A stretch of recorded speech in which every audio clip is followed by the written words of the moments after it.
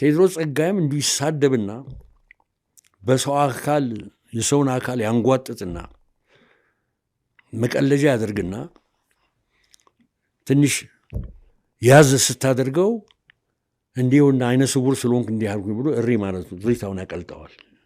ህመሙን በሶስት ገላጭ ቃላት ላቅርብ። አንደኛ የትልቅነት ቅዠት ሰለባ ነው፣ ዲሉዥን ኦፍ ግራንዲዮር የሚሉት። ሁለተኛ የአሸናፊነትና የተሻጋሪነት ቅዠት ተጠቂ ነው፣ ትራያምፋሊዝም የሚሉት ሳይኮሎጂስቶቹ። ሶስተኛ በአፈ ጊንጣዊነት የተለከፈ ሰው ነው። በመሆኑም በስድብ የሰውን ስብናና መልካም ስም የሚያጎድፍ ካራክተር ነው። ወደድካችን ቃል አፈ ጊንጣዊ። የትግራይ ህዝብ በታሪኩ ተሳዳቢ ተብሎ አያውቅም ነበር። አሁን ግን ዕድሜ ለቴዎድሮስ ጸጋይ፣ ወልዳይ ገብረስላሴ ስታልን ብሎ እና ማራማዊት የትግራይን ህዝብ አይችሉም እንጂ ቢቻላቸው በስድብ እርከን የመጀመሪያ ደረጃ ዘርፍ ላይ እንዲመደብ ያስደርጉ ነበር። ግን አቅም የላቸውም። ያን እየሞከሩ ነው። ይሄ በእኔና በቴዎድሮስ ጸጋይ መካከል ያለ እንጂ በእኔና በአይነ ስውራን ማህበረሰብ መካከል ያለ ግጭት አይደለም። በአፈ ጊንጣዊነት የተለከፈ ሰው ነው። በመሆኑም በስድብ የሰውን ስብናና መልካም ስም የሚያጎድፍ ካራክተር ነው። ወደድካችን ቃል ሰሜን እዙ ላይ የደረሰውን ነገር ለኢትዮጵያ ህዝብ እንዳይደርስ ዶክተር አብይ አህመድ ከልክለዋል። በጽሁፍ የተቀረባለ ያየሁት የኔ ጓደኛውን ኤዲት ያደረገው ይህን ወረቀት እኔ ለማየት በቅቻለሁ። ታለቅሳለህ ስታነበው። ህዝብ ለህዝብ ያጣላል ለዘላለምና ጥሩ አይደለም ብለው ነው። እሳቸው ደግሞ ትክክል ናቸው። ሻዕቢያ እና የኤሪትሪያን ህዝብ አመስግኛለሁ። ከገደላ ከፍጅት አምልጦ በባዶ እግራቸው በካሊተራ እየሮጡ ገብተው የኤሪትሪያ ህዝብና ሻዕቢያ ላደረገው ውለታ አሁንም እኔ ከፍ ያለ ምስጋና አለ። እስቲ ከተከለከልኩ አሁን ለምን ልለዋለሁ? ይሄ መንግስት አለቀለት የሚባል ማንትራ አለ። አሁን ፋሽኑ ነው። እኔ ከዚህ በፊትም ተናግሬያለሁ። አንድ ብዙ በቃ ከመቶ ዓመት በላይ የቆየ ዛፍም ሲወድቅ አይታየኝም። ኢትዮጵያ ውስጥ እንኳን መንግስት ሊወድቅ ምን እየተደረገ ከውስጥም አውቃለሁ። ፊልድ ማርሻል ብርሃኑ ጁላ ወደ 2 ሚሊዮን ወታደር ያስፈልገናል ብለው ሲሉ ምን ማለት ይመስላል? በየክልሉ ላይ ያበጠች ዋጋለሁ የምትል ኃይል ተደማመራ ብትመጣ ከነ ውጭ ከቀጠናው ጋር ያሉትም ተደምረው ይመጡ ያን የሚያጋጭ ኃይል እየገነባን ነው። እዛ ደርሰዋል አላውቅም። አቶ ገብሩም ይላል ታጣቂዎች ካልወጡ የሚለው ነገር አለ። ይሄ ዴዚግኔሽን ትክክል አይደለም። ታጣቂዎች ማለት ምክንያቱም አሁን የፌደራል አርሚው አለ ወልቃይት። ታጣቂዎች ማለት ሚሊሺያዝ ናቸው የሚጠብቁ። ምን በትግራይ ታጣቂዎች እንተካቸው? እነኚህ ወልቃይቴዎች ናቸው። ዴር ሚሊሺያዝ ለሀገራቸውን ዲፌንድ አድርገው መሬታቸውን ያስመለሱ ናቸው። እንደዚህ አይነት ዲስኮርስ ነገሩን እኔ እንደዚህ ነው የማየው። እንግዲህ በመጀመሪያ ያ ሁሉ የስድብ ውርጅብኝ ሲመጣ በመጀመሪያ ትርጉም ያለው ዝምታ ትርጉም ከሌለው ቃል በላይ ነው እንዲሉ ነገሩን ትቼው ነበር።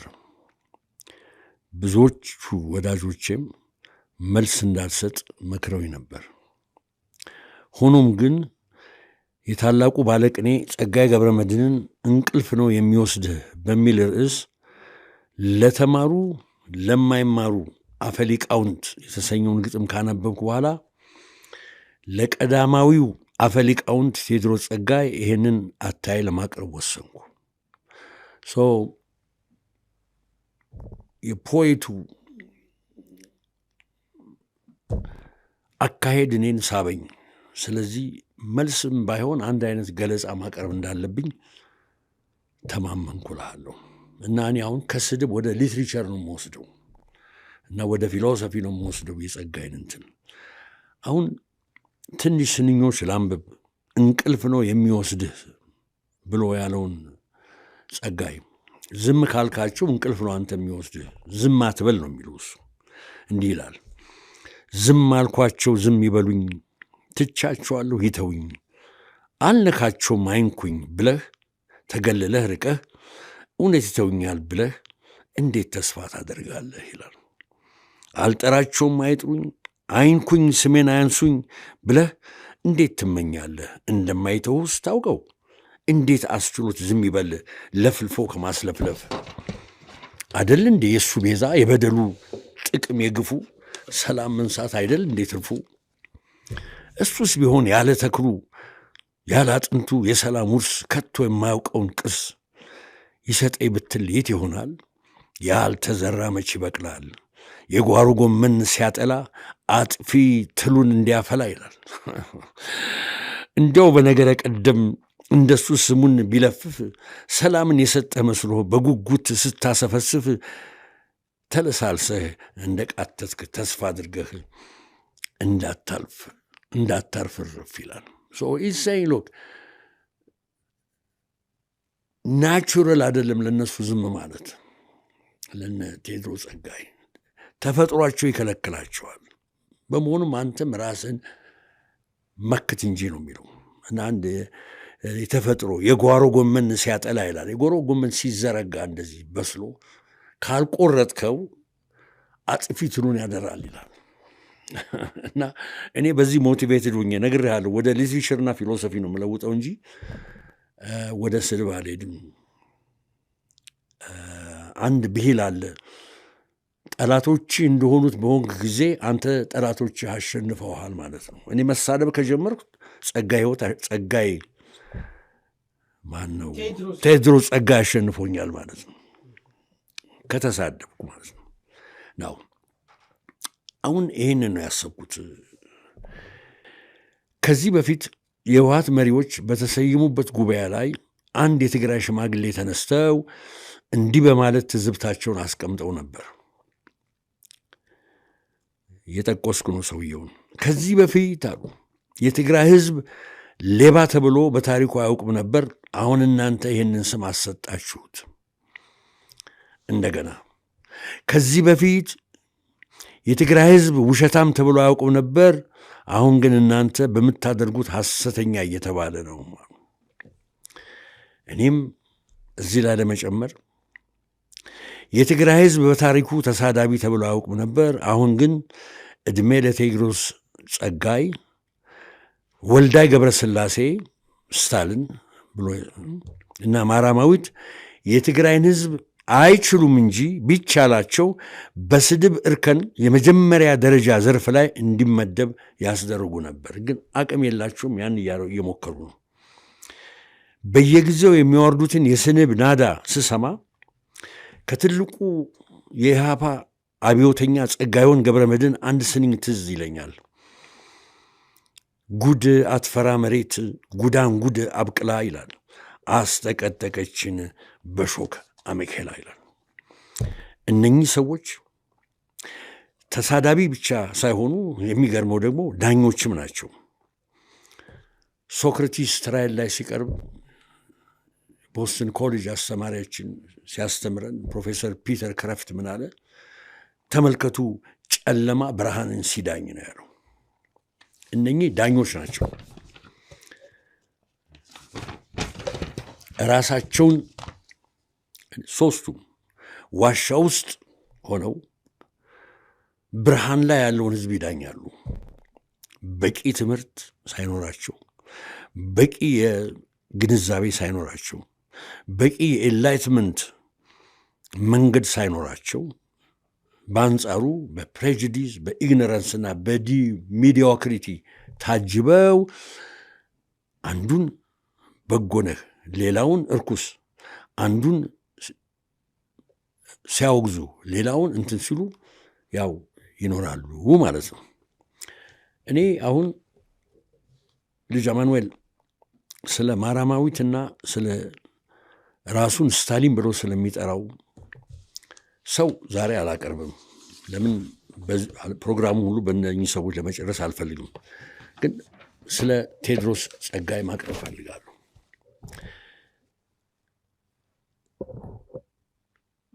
አንድ ነገር ልበል ስለ ቴዎድሮስ እና ስለዚህ ስለማቀርበው።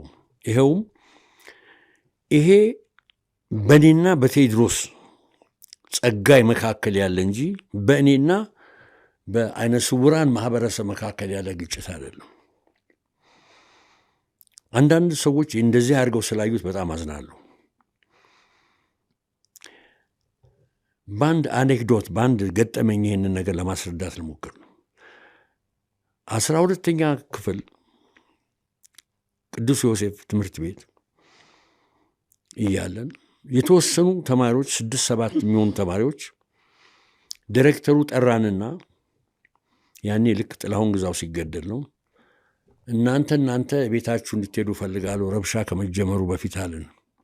ከዛ መሃል የራስ ምሩ የልጅ ነበር። አንድ ጥያቄ ሲጠይቀው ምን አለው? ልጁ አሁንም በሕይወት አለ።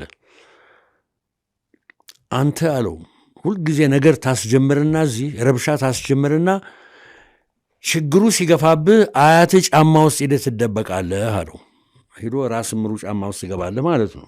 ልጁ እንደውም በድፍረት አላረግም አለው። ኤኒዌይ ቴዎድሮስ ጸጋይም እንዲሁ ይሳደብና በሰው አካል የሰውን አካል ያንጓጥጥና መቀለጃ ያደርግና ትንሽ ያዝ ስታደርገው እንዲሁና አይነ ስውር ስለሆንክ እንዲህ አልኩኝ ብሎ እሪ ማለት ነው። ዙሪታውን ያቀልጠዋል።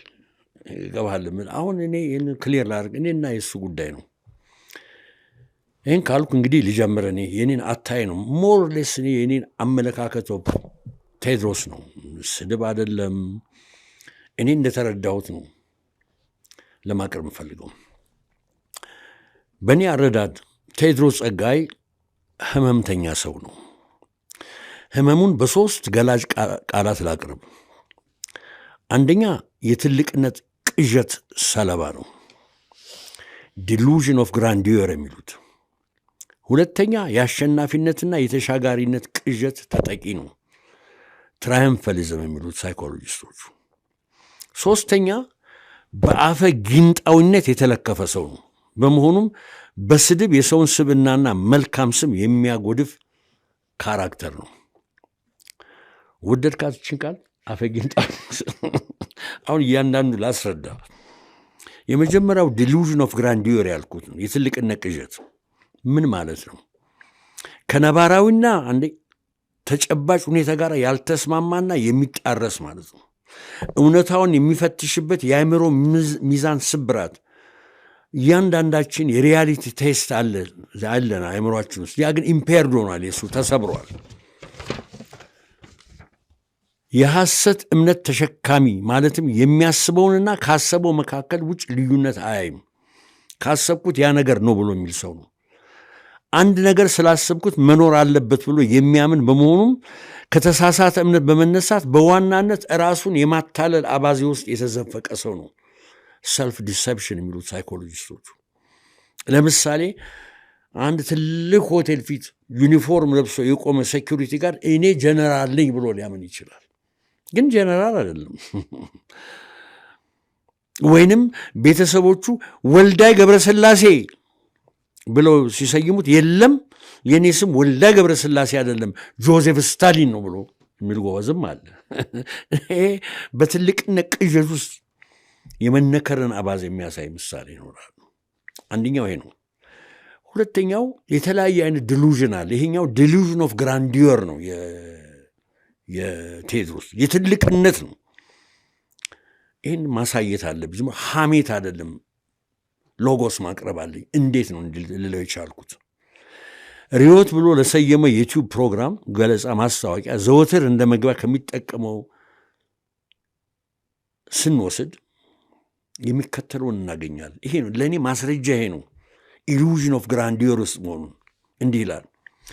ፍትሕ ለተነፈጋችሁ የሚቆም ለተከፉ ድምፅ የሚሆን ስለተበደሉ ሁሉ መብት፣ ስለ ንጹሐን ደህንነት ለዓለም የሚያስተጋባ መድረክ፣ ሰብአዊ ክብር፣ እውቀት፣ እውነት፣ ፍትሕ፣ የልቀት እውቀት፣ የሐሳብ መድረክ፣ ይህን ሁሉ አደርጋለሁ ነው። ይህ መለኮታዊ ጥሪ እኮ ያለው ነው።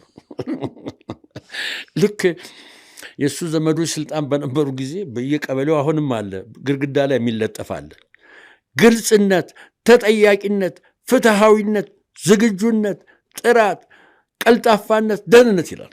እኔ ወይ ከዛ ይውሰደውም አይውሰደው አላቅም። ያ ዝም ብሎ ምንድን ነው? ያ ዝም ብሎ ስፔንት ቴክስት ነው፣ የተቃጠለ ቴክስት ነው፣ ትርጉም የሌለው ነው፣ እርሾ የሌለው ቃል ነው። እሱም ደረደራቸው። ሁለት ትችት ላቅርብ እዚህ ላይ። ግሪኮቹ አንድ ኢንትረስቲንግ ቃል አለ፣ ሶፍረዛይን የሚሉት ነገር አላቸው። ከአማልክቱ ጋር አትፎካከር ማለት ነው። እውነት ይህንን አንድ ሰው ገባ ሶሻል ስታተሱም የሌለው የትምህርት ዝግጅቱም የሌለው ሰው በዓለም ደረጃ ይህ ሁሉ አድርጋለሁ ብሎ መነሳት ራሱ ኮመንተሪ ነው። ትልቅ የዲሉዥን ኦፍ ግራንዲር ውስጥ ያለ ሰው መሆኑን የሚያስ ከዚህ በላይ እኔ ማሳያ ላቀርብ አልችልም። አንዴ ልንገርህ፣ አፄ ኃይለ ሥላሴ ከውጭ አገር ተምሮ የመጣ ሰው ምክትል ዲሬክተር ሆኖ በአንድ ቢሮ የሚሰራ ፕሮጀክት ይቀርጽና ይቀርባል። ጃንሆይ ጋር ቅርቡ ብሎ ይቀርብና አንብበው፣ ሰውየው ተጠራ፣ ቀረበ። ስም አንብበነዋል የጻፍከውን፣ አንዳንዱንም እኮ እየሞከርን ነው፣ ግን አንድ ነገር ልምከርህ ይሄን ልጅ አሉት፣ ከአቅምህ በላይ ኃላፊነት አትውሰድ አሉት። አሁን ቴዎድሮስ በዓለም ላይ የተጨቆኑ በዓለም ላይ የተፈጁ ፍትህ አሁን እሱ አቅም አለው ይሄን ለማምጣት? አንደኛው ይሄ ነው። ይሄን ለማድረግ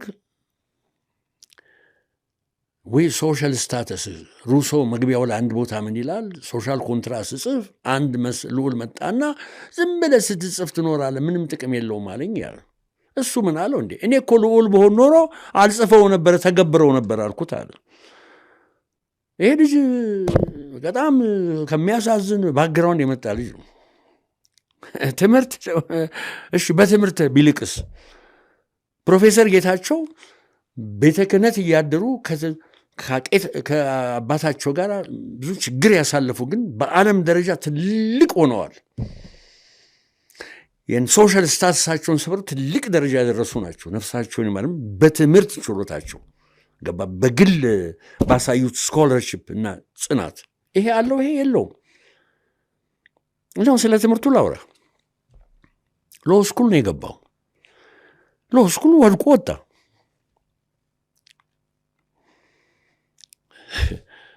ከአንድ ፕሮፌሰር ጋር እናወራ ነበር። ይኸውልህ ሎ ስኩል፣ ሳይንስ፣ ሜዲሲን፣ ኢንጂኒሪንግ እነኚህ ትምህርቶች አለኝ አንድ እውቅ ፕሮፌሰር ቀናተኛ ዲስፕሊን ነው የሚባሉት አለኝ።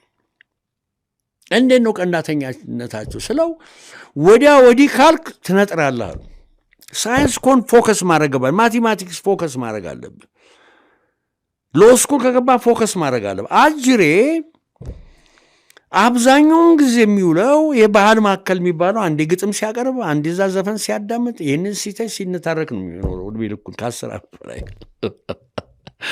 ከዛ ደግሞ ሬዲዮ የመጀመሪያ ኤፍኤም ሲከፈት ነጥብ 97 አሁን ድረስ የሚያስታውሱት ጓደኞች 71 ሳንቲሙን እየከተተ እንዲሁ ስለ ባልና ሚስት፣ ስለ አርት፣ ስለ ድሪሽ ሲለፈልፍ ነበር የሚሆነው። ታዲያ ሎ ስኩል ገደል ገባ እንጂ ሎ ስኩል እሱ መጨረስ ትልቅ ትልቅ ትልቅ የህግ ሰዎች አይነ ስውራን የወጡበት ነው። ትልልቅ ምንም መጥቀስም አያስፈልግም ስም። እሱ ግን በራሱ ድክመት ነው ኮሌጅ ድሮፕ አውት የሆነው። አንድ ይህን ላለው። ሁለተኛ ቴዎሎጂካሊ እነኝ አሁን ምን ከነኝ ቃላቶች ጋር ነው ኤው ካህኑ ፍልስፍናና ቴዎሎጂ የሚገናኙበትን ቦታ አልወሰደ። ቴዎሎጂካሊ ካህኑ ብቅ ይልና ሲናገር ቅዳሴ በፊት ይቆምና መለኮታዊ ስምህን በድፍረት አንጠራም በፍርሃት እንጂ ይላል። በትዕቢት አይደለም በትህትና እንጂ እንጠራ ዘንድ የማይቻለን ስም እንደምንጠራ እናውቃለን ይላል። በፍልስፍና ደግሞ ፕሌቶ ይመጣና እንዲህ ይለናል። ፕሌቶኒክ አይዲያልስ ፍትህ፣ እውነት፣ እውቀት፣ ልቀት እነኚህም በምናነሳ ጊዜ በአክብሮት ነው። እነኚህ ቃላት ግርማ ሞገስ አላቸው። ስማቸውን ስናነሳ ልክ ካቴድራል ፊት ለፊት እንደቆመ ሰው አንገታችንን ዝግ ማድረግ አለብን። የሰው ልጅ የበላይ እነኚህ አይዲያልስ የበታች ሰው ጌታ እነኚህ ሎሌ ሆነው እንደ ሸክላ የምንደረድራቸው አይደሉም። ዝቅ ከማለት ደግሞ ከፍታና ሙሉእነት እናገኛለን ይላል ፕሌቶ። ለቴዎድሮስ ጸጋይ እነኚህ ቃላት ባዶ ቴክስት ናቸው። ቅድም የተቃጠሉ ቴክስት ናቸው።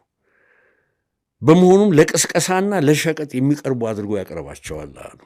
በዚህ ጨረሱ። የመጨረሻ ትመጣለህ። በቃ አስጨርስና አንዴ ከመንገድ ነው ያዘኝ እኮ መጠየቅ ያለብኝ ነገር አፍሩ ትመጣለሽ። የአሸናፊነት ስሜት ትራያምፈሊዝም ሳይኮሎጂካል ጋር ቴዎድሮስ የተጋነነ የድል አድራጊነት ስሜት አለው። የአሸናፊነት የበላይነት ስሜት መዘፈቅ፣ ኩራት አለ። ከኔ በላይ ማን አለ የሚል ትምክህትም አለ። አሸናፊነት፣ ኩራትና ትምክህት የሞሉት ጎበዝ ነው። ሳይኮሎጂስቶቹ እንደሚነግሩን ይሄ የበላይ ነኝ የሚል እምነት እና ስሜት የሚመነጨው ከታህታይ ውጥንቅጥ የሚነሳ ነው። ታውቃለህ ምን እንደሆነ ታህታይ ውጥንቅጥ? ኢንፌሪዮሪቲ ኮምፕሌክስ። ቴዎድሮስ የማዋረድ ሰውን የማዋረድ ሞደስ ኦፐረንዳይ እንዲህ ነው። አታውቁም፣ ባዶ ናችሁ፣ ችሎታ የላችሁም ይላል። ለያዛችሁትን ቦታ በእጅጉ አትመጥኑም ይላል። ያን ነገር ልንገርህ፣ ዶክተር አብይን፣ ዲያቆን ዳንኤልን፣ ፊልድ ማርሻል ብርሃኑን፣ እኛን በጠቅላላ ቢናገር ምንም እኮ አይደለም። እኛ እንደ ጠላት ተፈርጀናል። አሁን የዘረዘርኩልህ እኔ የምልህ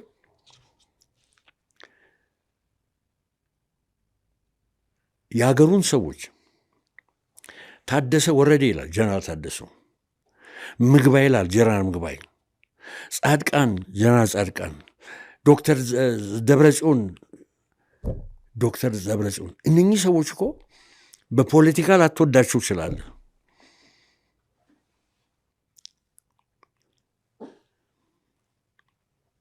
ጠላትም አድርገህ ልታያቸው ትችላለህ። ግን በአንድ ደረጃ አልፈው እዚህ የደረሱ ሰዎች ናቸው። በዛ ትንቃቸዋለህ። እኔ ስለ ጀነራል ምግባይ ወታደሮች ጋር ወርቼ በጣም ያደንቁታል። ታደሰ ወረደ የምታዋረደው ሰው ነው። ደብረ ጽዮን የምታዋረደው ሰው ነው። ይህ የህመሙ የዚህ የትራያምፈሊዝም እንትኑ እነኝና እኔ አዲስ አለማየሁ ተማሪ ነኝ። አዲስ አለማየሁ ትዝታ የሚለው መጽሐፋቸው ላይ አንድ የጣሊያን ጀነራል ደቡቡን ፓሲፋይ ላደርግ የተነሳ ጣሊያን ስሙን ይጠቅሱና ይሄ ጣሊያን ጀነራል ጠላት ነው፣ ግን ችሎታውን ሳላደንቅ አላልፍም ይላሉ። በ3 ወር ውስጥ ደቡቡን ፓሲፋይ ያደርገዋሉ። አረጋግቶ ቁጭ ያደረግ ምንም ችሎታ አለው አሉ። ይህን ማለት አንችልም። እሱ ግን ያዋረዳል። ከማዋረድ ነው። በሌላ በኩል እኔ አሸናፊ ነኝ ነው። ከማዋረድ ነው ጉልበት የሚያገኘው። ትራንሴንድ አድርጌያለሁ። ለምሳሌ ቴዎድሮስ በምንም አይነት ጎን ሆነ አንተ እኮ ትንሽ ጉድለት አለ አታይም ብትለው በጣም ያዝንብሃል። ራሱ እኮ ጓደኛው ሀብታሙ ተናገረ እኮ ጨለማ ብት ተቀምጦ እኔ የለም ብዬ ነበር፣ በኋላ ድምፅ ሰማሁና አለ ሆይ ብለው እናንተ የብርሃን ምንድን ነው ያለኛለ እስረኞች ነው ያለኛለ። ጭራሽ ይሄኛውን ነው ሊያዋርደው የፈለገው የሚያውን ሰውዬ ማለት ነው እኮ እኔም ብለህ በጥርሱ ያዝናል ብሎ 10 ጊዜ ጥርስ ይላል። እኔ ሊሰማኝ ነው፣ እሱ በአይኑ አይሰማውም። ይህን ትራያምፋሊዝም ታያለ። እሱ ጀግና አይሰማውም። እኔ ግን በጥርሴ በጣም አዝናለሁ። ስለዚህ ነው አንዴ የተሸጠ ጥርስ አንዴ ያልተጠረሰ ጥርስ እያለ የሚያቀርበው። እዚህ ላይ አንድ ነገር ግን አደራ ምለው ምንድን ነው ልብ ማለት የሚገባ ስለ ራሳችን ጥሩ መሰማትና በትልቅነት ቅዠት መካከል ልዩነት አለ። አምኖት ሰይኝ መጥፎ እንዲሰማ ይገባል እንዲህ ወይ አንካሳ ስለሆንኩ ወይ ጥርስ ስለወቀ እያልኩ አይደለም ያለሁት። ለምሳሌ ለእኔ ትልቅ ሰልፍ ኤስቲም ያላቸው መጋቢ እሸቱ ናቸው። አዲስ እሸቱ አንድ ጉባኤ ላይ ሰው ሁሉ ተሰብስቧል። በቃ አሉ።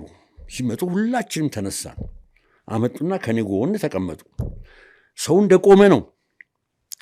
ጠጋልኩና መጋቢ ሰው እኮ እንደቆመ ነው ስላቸው ብድግ አሉና ሳቅ አሉና ይቅርታ አድርጉልኝ የመረጃ እጥረት ነው፣ አረ በእግዚአብሔር ቁጭ በሉ አሉ። እንግዲህ ይሄ ኮንፊደንስ ያለው ሰው ቀልደው ላሉ ይገባል። ምን አንዲት 2 ፔጅ በና ልጨርስ። ከዛ ነው መግባት ፈለግ ሁለት ነገር በቃ እሷ አይኑ እንደተቀሰቀስ ካቀ ሁለቷን ልበላትና ልጨርሳታ በቃ ልጨርሳት። ሶስተኛው ከበድ ያለ አፈግንጣውነት ነው። ቴዎድሮስ ጸጋይ መርዘኛ አፍ አለው። እንደውም ትልቅ ምላስ ነው። በጸጋይ ገብረ መድኅን ቋንቋ አፈግንጥ ነው። ስለዚህ ነጠላ ምላስ በጸጋይ ገብረ መድኅን እሳት አመድ ወለደና በአበበ ወርቄ ምላሴን ተውልኝ ብሎ በደረሰው ግጥም ጥቂት ስንኞች መርጬ በማንበብ ትችቴን እደመድማለሁ። ጸጋይ እንዲህ ይላል። አባቴስ ወንድ ወለድኩ ይላል ጸጋይ።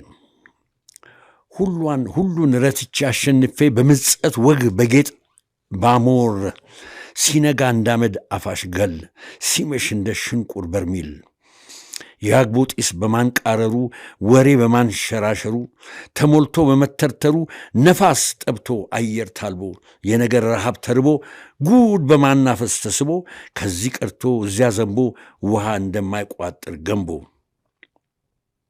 እና ዘላለው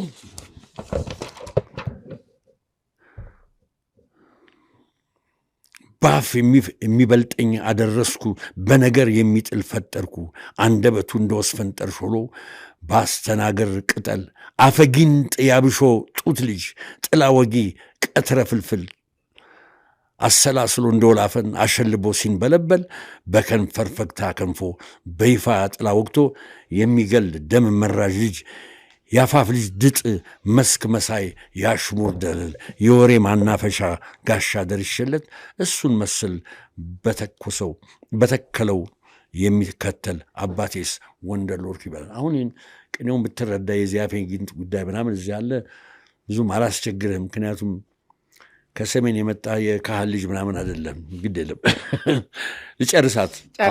ምላሴን ተውልኝ ይላል አበበ ወርቄ 1958 አዲስ አበባ ዩኒቨርሲቲ በየዓመቱ የግጥም ውድድር ነበር። እዛ ላይ ነው ያገኙት 1958። ሰውየው ደግሞ እንዳጋጣሚ በሕይወት አሉ። አበበ ወርቄ ትልቅ ጠበቃ ናቸው።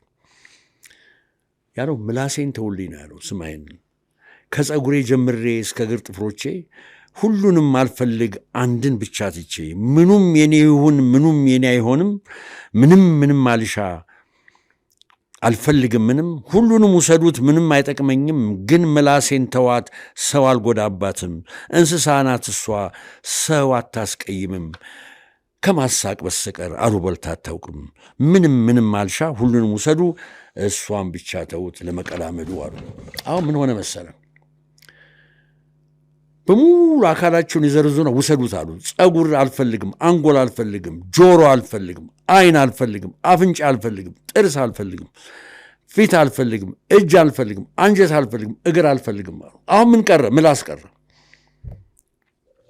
አሁን እንግዲህ ችግር ሊመጣ ነው። ጥርሴን እንግዲህ ለምንድን ነው የማይፈልጉት? ምሳሌ ልስል። ለምሳሌ ጥርስ ምን አረገ?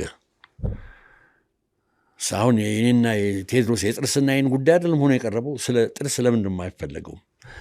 ጥርሴን እያሳየው ብዙ ገዛሁበት፣ ብዙም ደለልሁበት፣ ብዙም አኘኩበት። ዛሬ ግን ሰለቸኝ ሳይወዱ መሳቅ፣ አንጀቴ እያረረ ሆዴን ሲያውቅ። ዛሬ ግን ሰለቸኝ ሳላምጥ መኖር፣ ሆድ ከተቀበለ አኝኮ መኖርን። ስለዚህ አውልቁት አያሻኝም ለእኔ ጥርስ እያለ በቃ ጥርሴን ውሰዱ አለ። አይን ጋር ሲመጣም አይኔንም አልፈልግ በቃኝ ያየሁበት እስኪያንገሸግሸኝ ብዙ ለየሁበት። አንደኛው ሲያለቅስ አንደኛው ሲያለቅስ ፍጹም አልፈልግም እያዩ መኖርስ አልፈልግም አይን ወንጀል የማይበት ምስክር አልሆንም ለምድር ላይ ኃጢአት አለ አይኑንም አስወጣ። በመጨረሻ ምላስ ነው ቴዎድሮስ ትልቅ ምላስ ነው ብያለሁ። ምንድን ነው ታዲያ የሚሆኑ?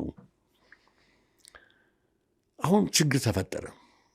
ለምን? ለካ ሁሉም ኦርጋኖች አንድ ጋር ሲተባበሩ ነው ሰው የምንባለው። እነኛ ከጎደሉ ግን ምላስ ብቻ ይዘን ሙሉ ሰው አይደለም።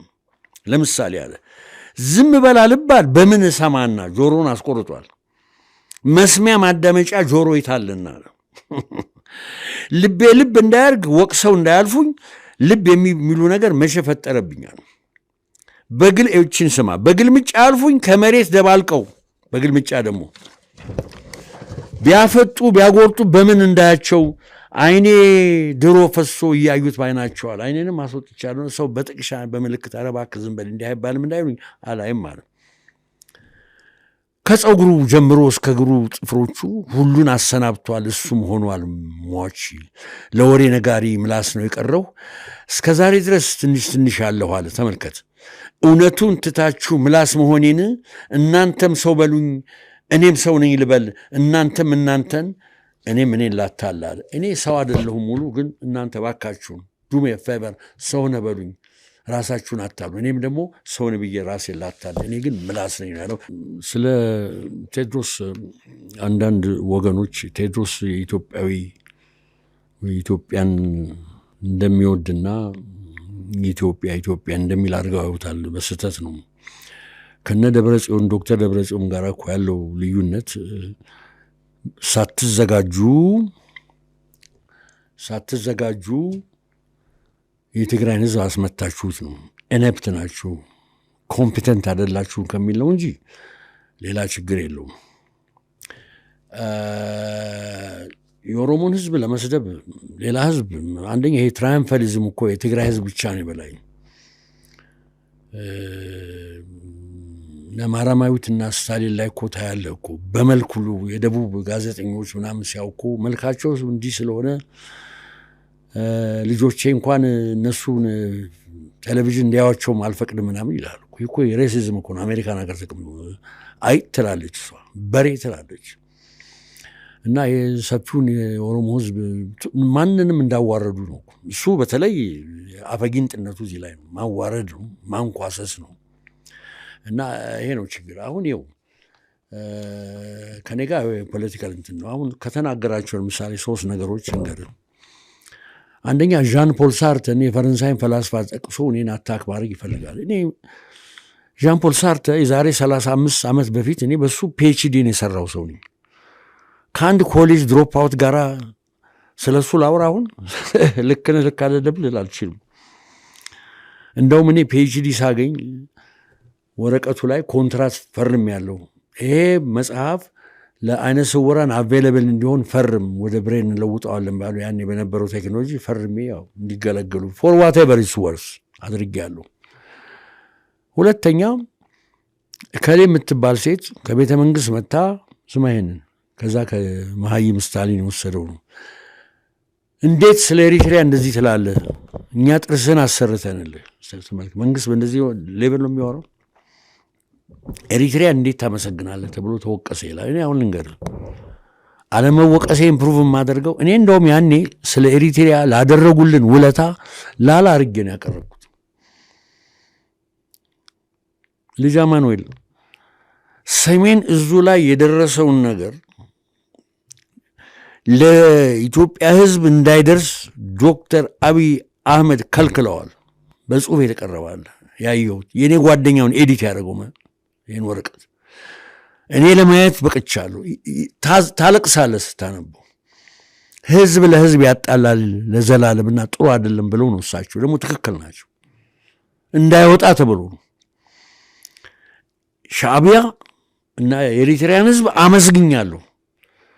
ከገደላ ከፍጅት አምልጦ በባዶ እግራቸው በካሊተራ እየሮጡ ገብተው የኤሪትሪያ ሕዝብና ሻዕቢያ ላደረገው ውለታ አሁንም እኔ ከፍ ያለ ምስጋና አለ። እስቲ ከተከለከልኩ አሁን ለምን ልለዋለሁ? ይሄን